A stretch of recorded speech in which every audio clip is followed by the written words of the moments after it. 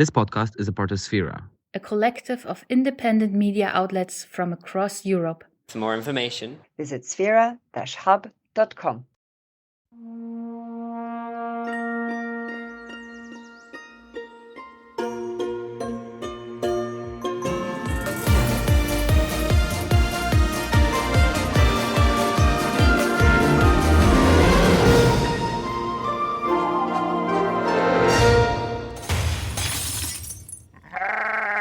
Welcome back to the European Train Podcast, where one of our hosts is always on a train. Where are you now, Dominic? I lose track. I have been going back and forth from Belgium quite a lot this week for some fun rehearsals, which is really nice. Like, it's amazing to be able to do that again, like my life used to be pre-pandemic. But I am just waiting to catch the old cron.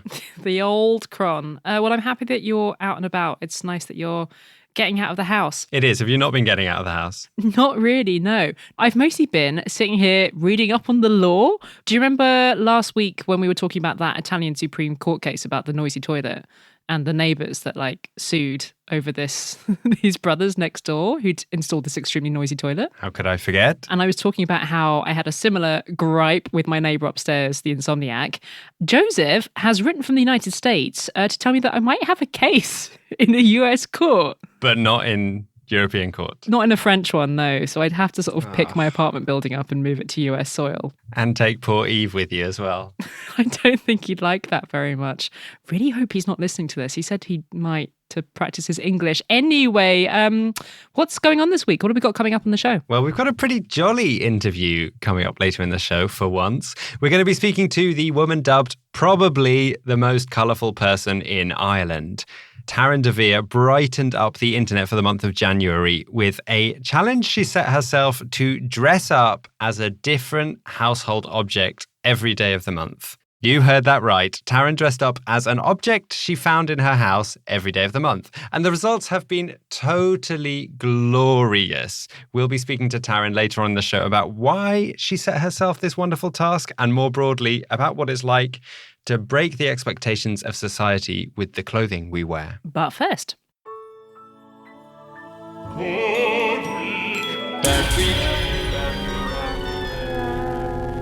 Who's had a good week? It's been a good week for Sergio Mattarella, who was re-elected for another term as president of Italy. Was it actually a good week for him? Well, no, he didn't really want the job. Poor Sergio is 80 years old and had made repeated signals that he'd really like to retire and move on to other things. Pictures had even been posted on social media accounts of his boxes all having been packed up. And he'd apparently taken out a lease on a nice apartment in Rome that he was going to move into. But in the end, he was the only person that Italy's fractured parliament could agree on. So he is staying, albeit a bit reluctantly. Apparently, some party representatives went to his presidential palace and begged him to stay on following a week of stalemate around who would succeed him. The pleas worked, and he agreed to follow Parliament's wish for him to stay on. I can't believe he's been bullied into this. I feel so bad for him. He's 80 already, and they're 7-year terms, aren't they? So he's going to be 87 when he retires. Yeah, if he decides to stay for the whole term, there's some suggestion that maybe someone could take over at some point, but yeah, we'll see. On the other hand, I think it's quite refreshing to have such a reluctant president. We're so used to power-hungry people going for these top jobs, desperate to hold these levers of power, and I think it's kind of maybe a bit refreshing that for once there's a president who really doesn't want to be there. I mean, we've seen in the UK what it's like when mad people who love power get all the important jobs. But yeah, wow, the things that some people do for their country. What kind of powers does the president actually have in Italy? Well, it's largely a ceremonial role, but they do have some pretty key powers, such as the power to dissolve parliament and the power to choose the new prime minister. A power that he used recently, you probably remember last year when there was this political crisis in Italy and they couldn't work out how to form a government. And in the end, Mattarella appointed the current Prime Minister, Mario Draghi, to step in and create this government with support from across the political spectrum to respond to the dual challenges of the coronavirus pandemic and the economic crisis. And what these negotiations around who is going to be the next president have laid bare is quite how difficult it is to get this coalition of politicians from the left to the right to agree on anything. There were various ideas for who would replace Mattarella. Some thought that the most important thing was to finally have a woman in the role, but there was no one female candidate that a majority of parliamentarians managed to get behind. Italy's controversial ex-Prime Minister Silvio Berlusconi seemed to be putting himself forward for the job at some point, but that was a bit of a flop, as was the idea of current Prime Minister Mario Draghi stepping up to the presidential role. That was actually one that some people really thought was going to happen for a while, but there were fears that Draghi stepping into the presidential palace could have launched Italy into yet another political crisis, as the coalition would have then had to have found a new prime minister that they could all agree on, which would have been very difficult and could have meant early elections, which is something that many coalition partners do not want. So in the end, they ended up with President Mattarella staying in his position. Apparently, there are all these internet memes showing him as like a hostage, which isn't very funny, but it kind of is funny. God, poor guy. So what do I need to know about him as like a person? Is he controversial? What's he like? Well, he is pretty well respected and pretty popular across Italy and has been since he took over the position in 2015. He's got a background in the Christian left, a kind of center-left Christian background, and he was a judge. He's been around forever. He's been a minister of defense. He's been a deputy prime minister. He was the minister of education. He's done it all. So I think he's like clearly the status quo option. And in this case, he was definitely the status quo option because he was already president. So it meant nothing would be changing. Another reason why many parliamentarians didn't want anyone that would maybe cause the coalition to fall and to bring an early election is because a lot of them may well lose their jobs at the next election, not just because of some potential big changes in election results compared to the last election, but also because a major constitutional reform is expected to reduce the number of MPs elected from 945 to 600. So lots of sitting MPs are going to lose their jobs at the next election. And when is that?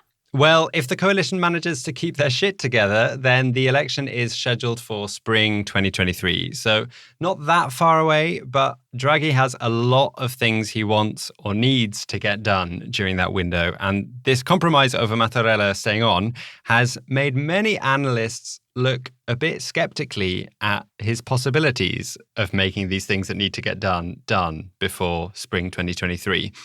Italy is meant to be the biggest recipient of this huge 750 billion EU recovery fund, but the EU set some conditions to the receipt of that money, and Draghi and his government will have to pass some pretty significant reforms around public procurement and competition law if they want to receive their next chunk of that money, which I think they really do.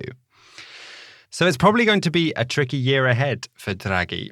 That said, many in the EU are pretty relieved by Mattarella's appointment because it means that Italy can continue to be a constructive partner in the upcoming discussions about EU reforms that many hope are on the cards, at least until the next election. For the EU, there is this like rather terrifying possibility of Giorgia Meloni, the Eurosceptic populist who leads the Brothers of Italy party, gaining power at the next election. So the fact that there isn't an early election right away gives a bit of respite before what will probably be a tense election year. And how has poor Mattarella responded to his own re-election? He must be delighted at not being allowed to retire ever. He responded with a somewhat emotional speech, and he said, "Duty to the nation must prevail over my own personal choices." Richiamano al senso di responsabilità e al rispetto delle decisioni del Parlamento. And as you said, Italian social media has been full of memes of Mattarella tied to his chair, being forced to stay in the presidential palace. But it does seem like he's taking the decision of Parliament with some grace. And yeah, he may be staying at a job he doesn't want, but it means another few years living in this pretty lush presidential palace. So I don't feel too sorry for him. Oh, I'm going to Google it now. Nice. Spacious. Yeah, it looks like there's a lot of space. Still, no woman has ever held this role, and an 80-year-old man has been reappointed, which is not great and kind of significantly reinforces this stereotype that Italy is run by a bunch of old men. I knew there was some way you're going to bring me down at the end of Good Week. You never fail. Thank you. Who's had a bad week? I'm giving bad week to the aviation sector this week. I mean, really, every week is a bad week for the aviation sector. But there was a particularly grim story that caught our eye. A report from Greenpeace, who are warning that airlines may be operating as many as 100,000 ghost flights across Europe this winter. Do you know what a ghost flight is? I think I do. It's like an empty flight, isn't it? Not a flight for ghosts. It's not a flight for ghosts, no. But yeah, I didn't know this was a thing until your husband told me about them recently. So the flight might not be completely empty, but there could be just like 3 passengers on board. Basically, so few passengers that it really feels like they should have just cancelled the flight because it seems so environmentally obscene in terms of like the emissions per person on board. But basically the reason this happens is that airports have to have a system for deciding which planes take off and land at which times. And in Europe and other places as well, we have a system where competing airlines hold the right to use particular takeoff and landing slots. And these slots are like really valuable as an asset. They sometimes get traded for tens of millions of euros. So if you think, for example, about a slot that would allow you to take off from Charles de Gaulle Airport in Paris at like 10 a.m., that is going to be a lot more valuable than a slot that leaves at like 4 o'clock in the morning from Paris Beauvais Airport, which is really, really, really far away from actual Paris. And that is partly why budget airlines often fly from out-of-town airports and at horrible times. The older and fancier airlines like Lufthansa and Air France and like British Airways, they hold a lot of the most valuable slots. And because everyone wants to take off from big airports at nice times, the EU has created a system whereby if an airline doesn't use their slots, they lose them. That seems fair, right? Yeah, I feel like I'm falling into a trap by saying yeah. Not really. I think it does seem kind of fair as a principle. Like, say, for example, that you run an airline, but nobody likes you anymore because you've been involved in some scandal. I don't know. Like, it wouldn't be fair for you to hog all of these nice slots, even though you have no passengers, right? Like, another airline that does have passengers should be able to take it off you. So in Europe, the rule is normally that an airline has to run at least 80% of their scheduled flights, or they risk losing their slots to one of their competitors. Seems kind of reasonable. The problem during the pandemic has obviously been that hardly anyone was flying in Europe for a really, really long time. And that was great news for the environment, but it did raise a question with what to do about these airport slots. And at the start of the pandemic in early 2020, the European Commission just said, okay, let's just suspend this rule. No airline is going to have their slots taken away for failing to operate 80% of their scheduled flights, because obviously nobody is flying 80% of their flights. So there was like no pressure for airlines to run all their flights just so they would hang on to these precious slots. Right, exactly. But more recently, people have started, slowly and cautiously, to travel again. And so the EU thought some version of the old rules needed to come back. So back in October, the EU brought back a less strict version of the old rule. And they told the airlines, okay, you have to operate at least 50% of your scheduled flights. Not 80% like before, just 50. Otherwise, we might give your slots to one of your competitors. And that is why, since October, some airlines have been running flights with barely anyone on them. It's because this pressure to use the slots or risk losing them, that's come back. So how bad is it? Did you say that Greenpeace thinks that there could be as many as 100,000 of these ghost flights? Yeah, and that is a really sickening prospect. Like, it goes without saying that we should be cutting down on air transport in general, but running empty planes around, I mean, that's madness, and it's absolutely infuriating.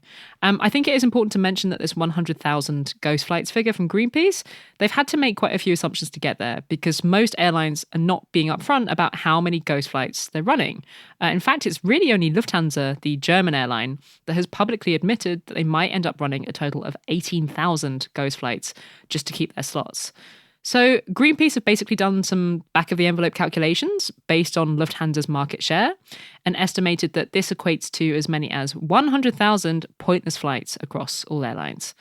They said that's the equivalent of the emissions created by 1.4 million cars in a year, which is horrendous. But again, they've had to make some assumptions like, okay, let's say each flight is like 90 minutes long and is a 200-seater plane.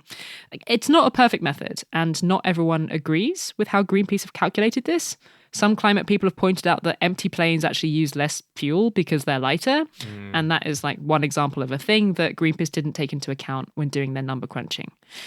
But the thing I found really interesting isn't the exact number of depressingly pointless flights, because we do know that this is happening in general and it sucks. But the policy argument around it is actually really not as straightforward as it might look on first glance. Greenpeace have come out very heavily against the EU on this and said, isn't it disgraceful? There is an EU law that is encouraging airlines to run these pointless flights, and that is incredibly hypocritical, given everything that the EU says about wanting to be the most environmentally friendly place on Earth. And my instinct is to feel like that too, and to direct my anger over this primarily at Brussels. They've definitely taken a lot of criticism over it.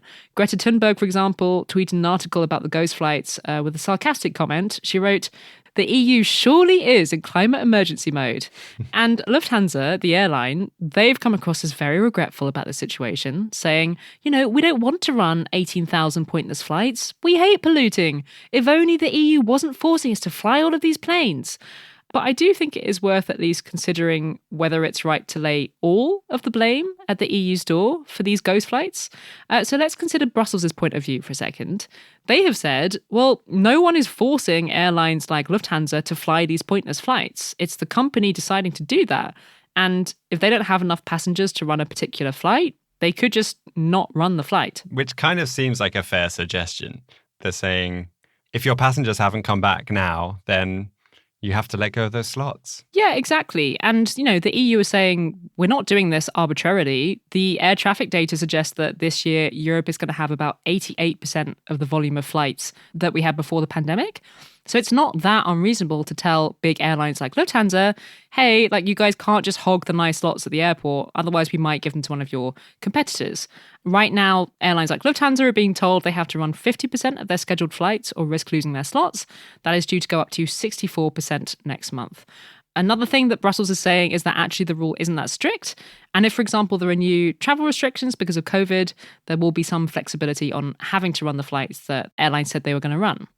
One weird upshot of this situation is that we've seen two quite unusual alliances form on either side of this argument, because you've got budget airlines like Ryanair who really want to take some of these cushy takeoff and landing slots from the bigger airlines. And they're on Brussels' side. They're like, well, if Lufthansa can't find enough passengers to go on their planes, we will find the passengers. Give us the slots. And on the other side, you've got Greenpeace and Lufthansa effectively saying the same thing, which is that this EU rule is stupid. It is kind of weird to think of Greenpeace and Lufthansa on the same side of any argument. It is a bit weird. And some environmental Twitter has been a bit skeptical about Greenpeace's stance on this, or just questioned it, and suggesting even that they're almost helping Lufthansa to put across this argument in public that they're being forced to operate these flights and they have no other choice. I mean, look, there definitely has been a policy failure here, but maybe, some people have suggested, it would be better to spend our energy on trying to find a better way of managing this system. One environmental researcher on Twitter suggested that airlines who do the best job at reducing their emissions, they could be rewarded with the best slots. Maybe that's one way of doing it. Sounds like a really good idea. But yeah, I mean, look, it is super, super depressing that planes have been flying with barely anyone on board. And that is why I'm giving bad week to the aviation industry this week. But it is, I think, a bit oversimplistic to see this EU rule as the one thing that's wrong here. I think that narrative is a little too convenient for the board members of Lufthansa. Well, thank you for explaining that to me. I really didn't get that nuance when I just read little articles about the ghost flights.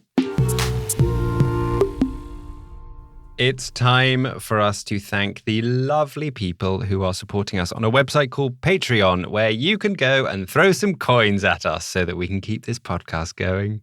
Ow. This week, we are especially grateful to our newest supporters, who are Fanny Bukarel, Sarah Angel, and Martin Cox and Amia Gupta for increasing their pledges. Thank you all so much. Just going back to trains again, there was a fun discussion about night trains on the Facebook page for our Patreon supporters this week. And one of our listeners, Paul, posted a picture of, I think, the same night train that you took.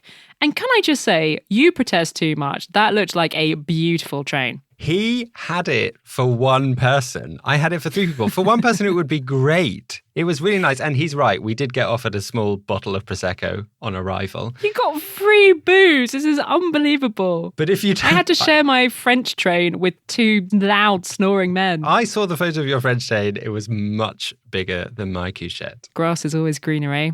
Anyway, if you would like to talk about trains, Netflix recommendations, and other European things, our secret Facebook group for our Patreon supporters is a really fun place to do that. And membership of this lovely group is just one of the perks of supporting this podcast, along with just knowing that you're an amazing, amazing person.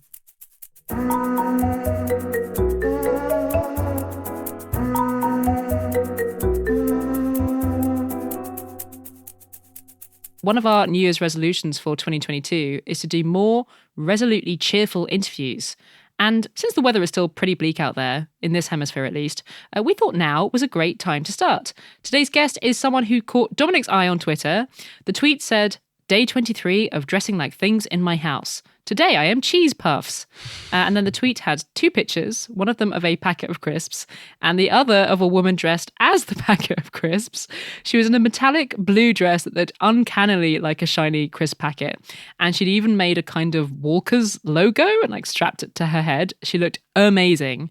Needless to say, our curiosity was piqued. The woman in the photos is Taryn de Vere. Her Twitter bio reads, "Possibly the most colourful woman in Ireland." And it turns out that throughout January, she has been doing this every single day, dressing as household items from toothpaste to potatoes. And the pictures are just really straightforwardly joyful. We are not the only people to think that. Taryn has been in Der Spiegel. She has been on Iranian television. But she found time in her increasingly busy schedule to talk to your favourite European podcast. We gave her a call in County Donegal.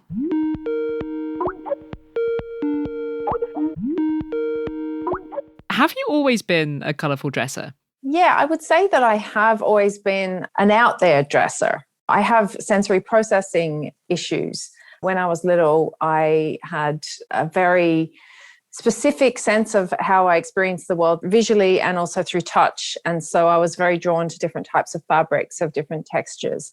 And often those were fabrics that were silks and satins and like slips and things like that. So I would wear my grandma's slips all the time because I like the feel of it against my skin. So I think my eccentric dressing started when I was a child and has just continued through my life. And yeah, you've been doing some particularly eccentric dressing throughout the month of January. We're speaking to you on the final day of January, where you've been doing a challenge dressing up as a different household item every single day of the month. How did you come up with this idea? So I worked for the last 2 years straight. I was working as a social media manager and PR comms kind of work. And also I have a small sideline business selling fashion accessories that I make. So I was really busy with all of those different jobs that I was doing. And I hadn't had a break for 2 years. I didn't have a holiday, nothing. And I'd had enough money saved to take a month off. So I decided I would take January off and that I would just spend the month relaxing and being creative. And then literally at the end of December, and I was looking at the news and it was like 1 in 5 people in Ireland have coronavirus. And I thought, oh no, this is not good. I'm just going to have to stay in my house. So then I thought, well, if I have to stay in my house, why not be inspired by my house? And I set myself the challenge of dressing inspired by a different item in my house every day. And because this is a podcast, it's important that I say this isn't kind of costumes. It's not dress ups. It's creating wearable, as stylish as possible outfits that are based on the design, colors, branding, logos of different packaging of different items in my house. My favourite so far was, I think, day 7, where you dressed as a bottle of toilet cleaner and looked magnificent. Is there one particular outfit where you've been like, yes, I have nailed it today? Yeah, I was like really excited. The custard outfit is going to break the internet because custard, that's so iconic, that outfit. I'm so proud of that. I really nailed it and it's incredible. And could you tell us a bit about how you put these costumes together? How have you done this whilst the shops were closed? Yeah, well, my one rule was I had to use things I already had in my house. So I haven't bought anything new for any of the outfits. It's all been things I already own. But I have been collecting vintage clothes since I was a teenager. I have a really huge collection of accessories. I have a very big dress-up box. Let's put it that way. Aside from your household item costumes, you dress up fabulously, extravagantly a lot of the time, it seems. And I've seen pictures of you in all these big colourful dresses and big vibrant headpieces and accessories out in public. How do people respond to you when you're out in public? Does it ever feel a bit vulnerable going out with such a colourful outfit? Generally, people respond with delight. There is a certain age of Irish woman who sort of hates me on sight and gives me a very angry look, like, how dare you be out in public looking like that? But that's very rare that I come upon those people, but they're definitely there and I get the looks from them. But generally, people are delighted and I get people just coming up to me to talk about the clothes that I'm wearing all the time. The only time I've ever felt vulnerable was when I was very involved in fashion activism. And I created different headpieces with political messages or for specific campaigns, particularly kind of repeal the 8th, the abortion legislation. And then I did actually feel physically unsafe a couple of times because there's also like a lot of anti-choicers and some of them are violent and frightening. So there were times when I was like, kind of like, be brave, you can do this, it's okay. Like, it's funny, but there's something different. People wear t-shirts with slogans, but there's something very different about like wearing almost a sign on your head that's, I don't know, it made me feel much more vulnerable. Your daughter is trans, and you've spoken very movingly about how clothing helped her to find herself. Can you tell us a bit about what that journey has been like for the two of you? She told me that she was trans when she was 5, but she's since told me that she sort of always knew that she was a girl and that her earliest realization of that was when she was around 3, she says. So when she told me, she actually asked me if all women have vulvas. That was the question she asked.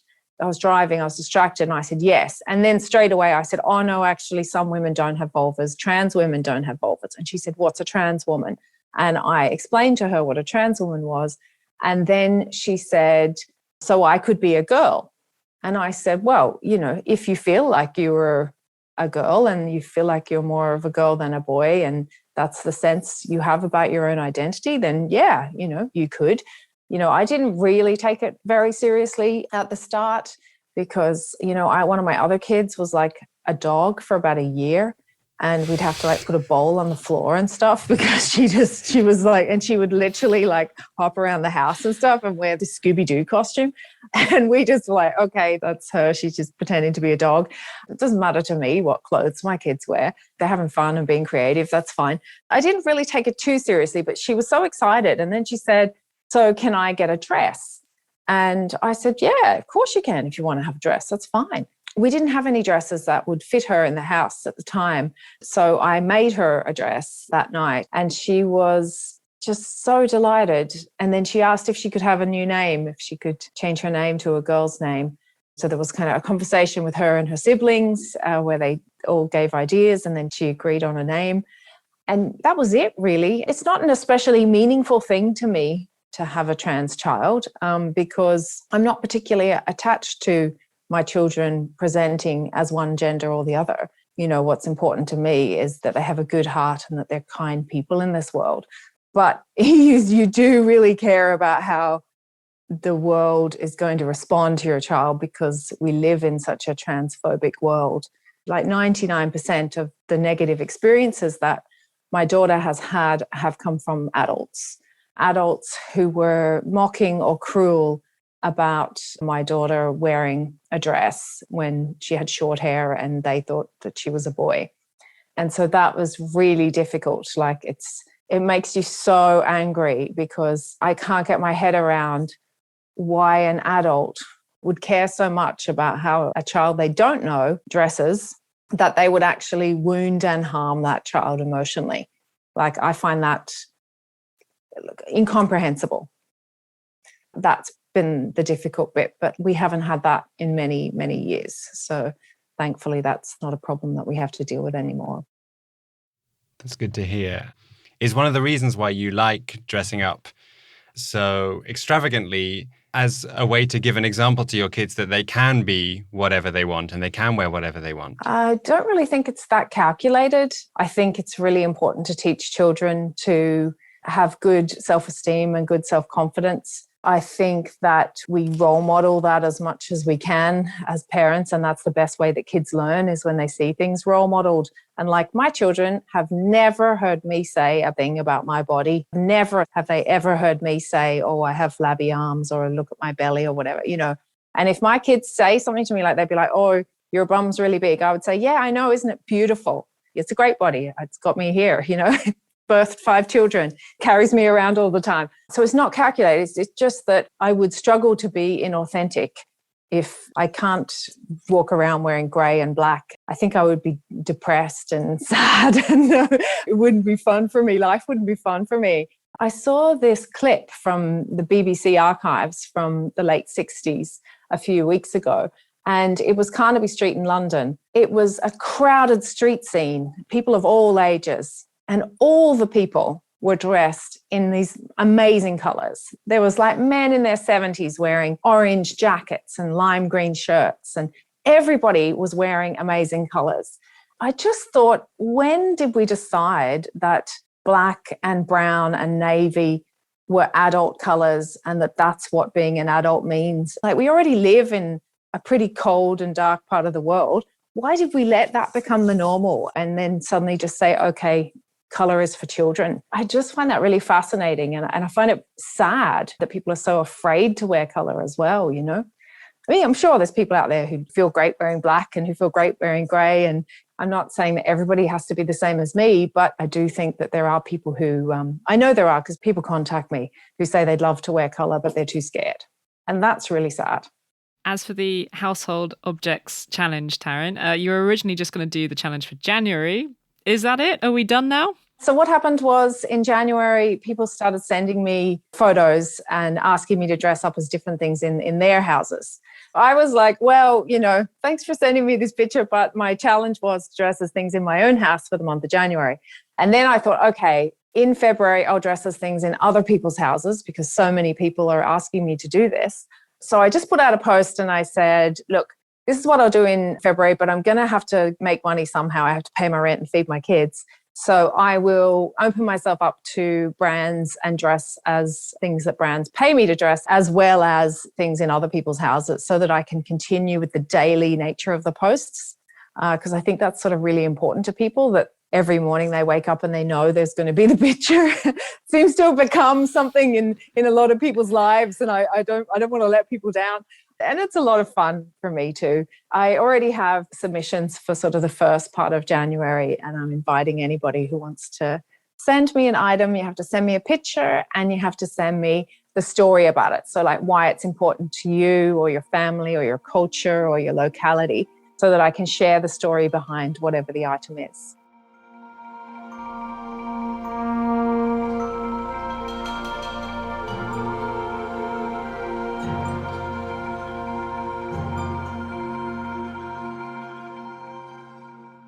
Do you think Taryn has the best job in the world? Yeah, maybe she does, although I would be terrible at it. I have no sewing skills. We've also got really bland wardrobes, as we realised. Yeah, oh my God, I really was wearing my greyest jumper in that interview. I was so embarrassed. I mean, I was wearing a pink t-shirt underneath. I almost ostentatiously took my jumper off to show some colour. Anyway, you should all go follow Taryn immediately on social media, where you can catch daily installments of her joyous journey. She is on Twitter and Instagram at Taryn de Vere.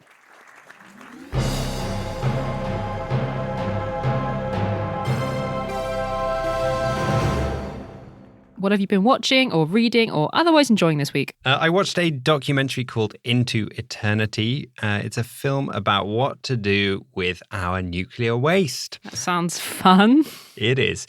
And it's made by the Danish filmmaker Michael Madsen, but it's set in Finland, where they've been building a huge underground repository to store the country's nuclear waste since 2004. The facility should be completed in the next year or so.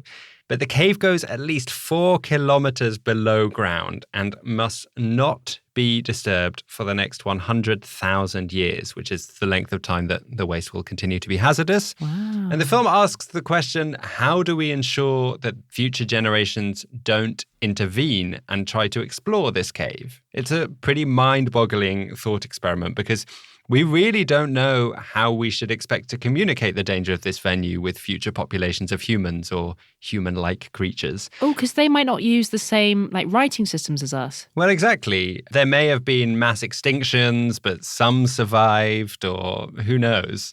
How do we stop our descendants from thinking that they've discovered something like the pyramids of Giza, or thinking that it's a depository full of treasure?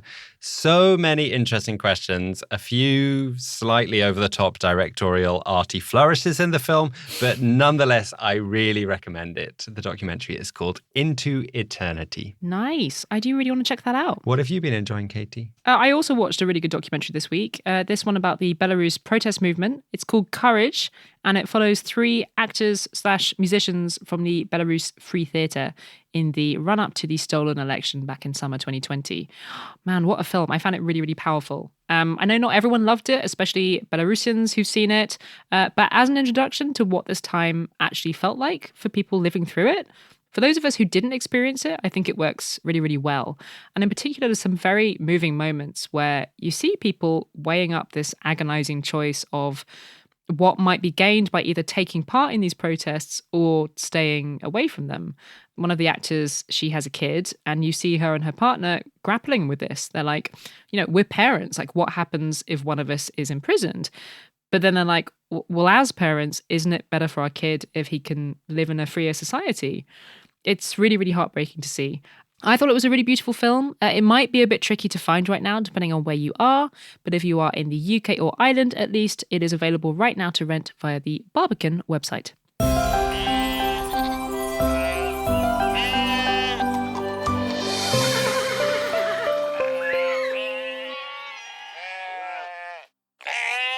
I'm not sure we need a happy ending this week after speaking to Taryn, but I'll give you one anyway. Go on, treat me. I heard this week about a cheering initiative by Berlin's public transport body, the BVG. They have been selling day tickets for public transport that are laced with hemp oil. This is not where I thought this was going. Okay. The tickets are made with edible paper, so once you're done with them, you can munch on your ticket and enjoy a promised calming effect from the hemp oil. Which sounds like a really good idea to me, although, as I've experienced firsthand myself, the ticket inspectors on Berlin's transport system can be quite heavy-handed, so presumably you should make sure that you don't eat it until the journey is over. Or maybe we should be feeding them to the ticket inspectors, just so they can chill out a bit. Not a bad idea. You know, the new German government, isn't legalising cannabis one of the things that they've said they're going to do? Yes, they are going to do it, and it's not happened yet, but yeah, hemp oil doesn't actually contain any THC, which is the principal psychoactive constituent of cannabis. So this is allowed. And the operator promises that the oil is completely harmless. And I think more likely than not, eating this paper will have pretty little effect. It's probably a bit of a gimmick, but it's one that tickled me anyway. And I like that it acknowledges that people can get really stressed out on public transport. So yeah, I thought it was a nice, happy ending. What a weird thing for a public authority to do. Berlin, I love you. We will be back next week for some more stories across the continent in between Dominic's train rides. In the meantime, find us on social media. We haven't yet dressed up as European household objects, but I'm not ruling it out. Twitter @EuropeansPod and Instagram @EuropeansPodcast. We should actually do that. What would you be? Maybe I'd dress up as a packet of stroopwafels.